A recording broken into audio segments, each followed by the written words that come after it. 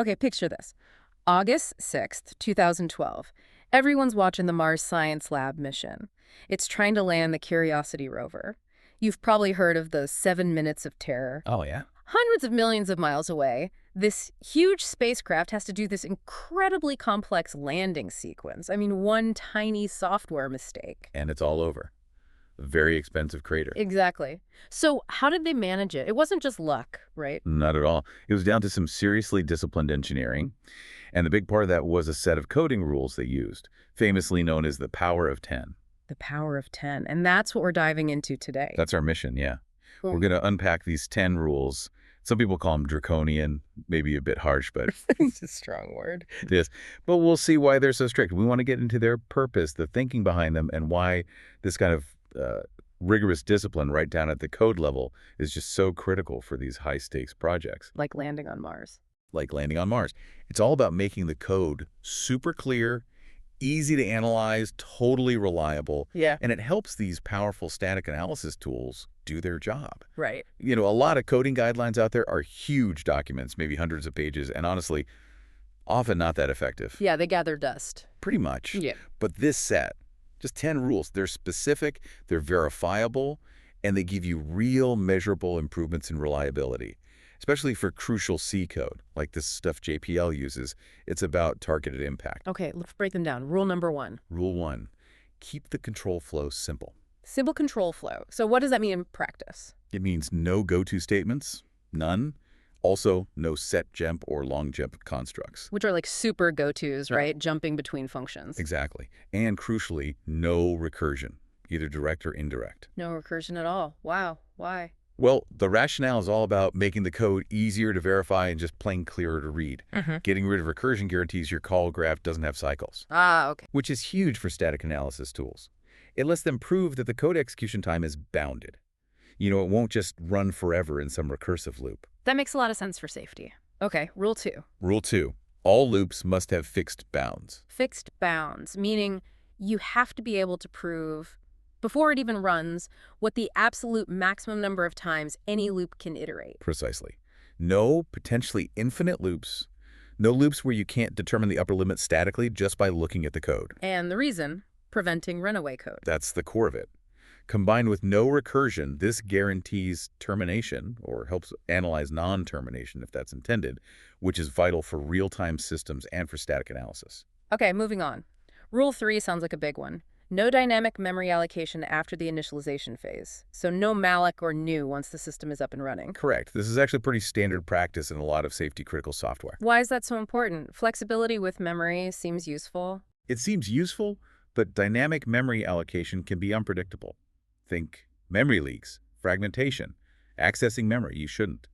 It's a huge source of hard-to-find bugs. Right, the dreaded memory errors. Exactly.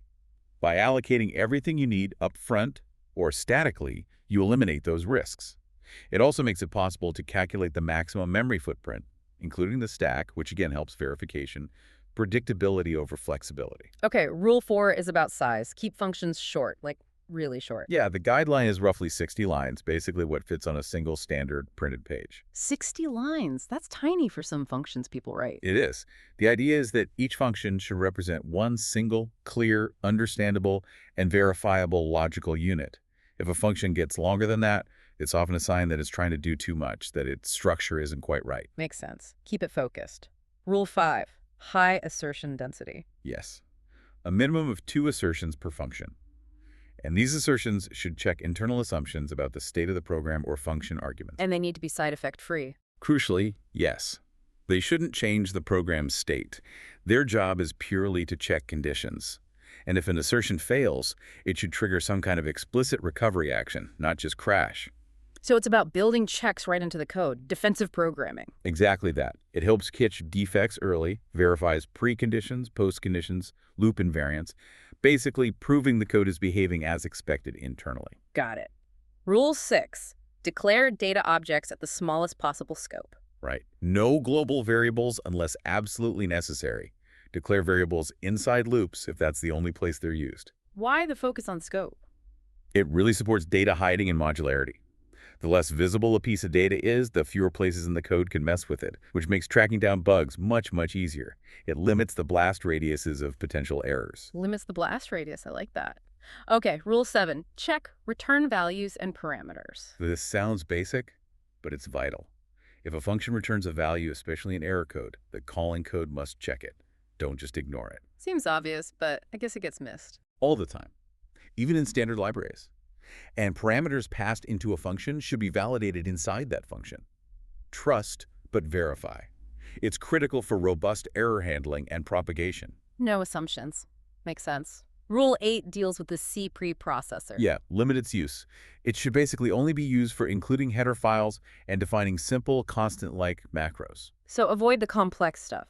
Definitely. Things like token pasting, variable argument lists, complex conditional compilation, #ifdefsu. They can make the code incredibly hard to read and fool static analysis tools. Conditional compilation seems useful, though. It can be, but it needs strong justification because it explodes the number of code versions you need to test. The example given is just 10 conditional directives can lead to 210 over 1,000 possible program versions to verify. Wow, okay, that's a testing nightmare. Rule 9, restricted pointer use. It sounds tricky. It is. Pointers are powerful but notoriously easy to misuse. The rule says generally no more than one level of pointer dereferencing. So P is okay, but P is usually not. And no hiding pointers. Right. No hiding dereferencing inside macros or typedefs. And a big one, no function pointers. No function pointers, why not? They make it extremely difficult, sometimes impossible, for static analyzers to figure out the program's called graph or track data flow. Again, it hinders verification. I see a theme here. Verifiability is king. Absolutely.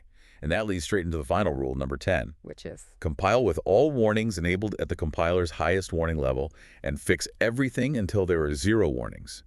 And run state-of-the-art static analysis tools on the code daily, fixing everything they find too. 0 warnings, always. Daily static analysis. Yes. Treat warnings from the compiler or the analyzer as errors. Even if you think a warning is spurious, it means your code is confusing something. Rewrite it to be clearer. It's about leveraging the tools we have to catch potential issues proactively. So 10 rules, they do sound strict, maybe draconian isn't totally off base. They might seem that way at first glance.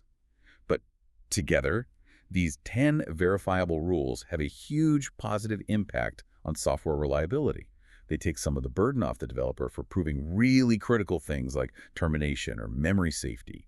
JPL tried them experimentally, and the results on mission-critical code were very encouraging. It really drives home that this level of discipline right down in the code itself is what makes these incredibly complex, high-stakes projects even possible. Think airplanes, power plants. Exactly. I love the analogy in the source material. The rules are like a seatbelt.